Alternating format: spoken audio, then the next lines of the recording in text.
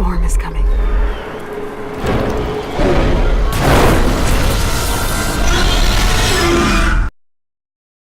So Horizon Zero Dawn has been out for a while now, and man is it one damn good looking game. From the moment you first step foot into this post-apocalyptic world, you start to get a feel for the size and beauty of the world around you. The amount of detail that's gone into this game is just nuts, and kudos to Guerrilla for pulling it off so spectacularly. I'll often find myself gawking at the landscape around me as I slowly pan the camera around in a slow cinematic style shot that'll leave you dumbstruck at just how good it all looks. Hell, even the bloody game menu looks incredible. From the eerie nighttime glow you get when prowling around in the dark, to the actual character and armor detail you get on your red-headed protagonist, they really nailed every aspect of this game in terms of its looks. And even the character animations themselves, like when Aloy has a good rinse in the rain, is amazing. But by far the most epic thing you'll experience in this game is the moment when a tall neck appears against that amazing backdrop and just slowly cruises by. I mean, if that isn't majestic as shit, then I don't know what the hell is.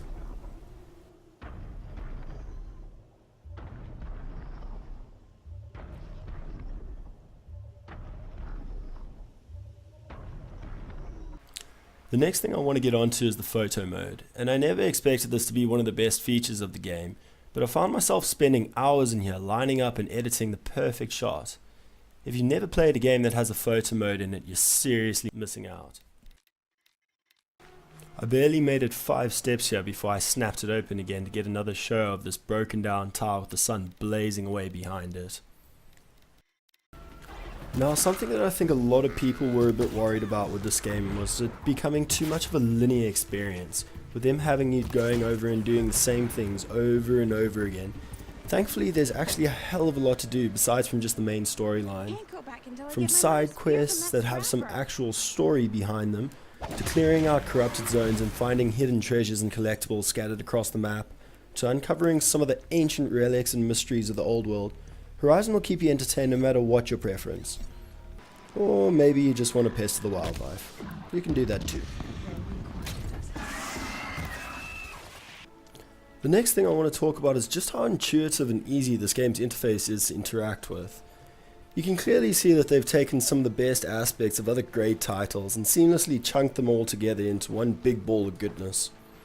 From the quick craft and weapon wheel to the simple yet engaging combat system, this game works about as well as an ice cold beer on a hot summer's day. While this game is near perfect, there are one or two small things that bug me just a little. Stuff like how some of the less noticeable NPCs' voice acting seems to be quite generic and similar, or how some of the machines like the red-eyed watchers are just slight iterations of others.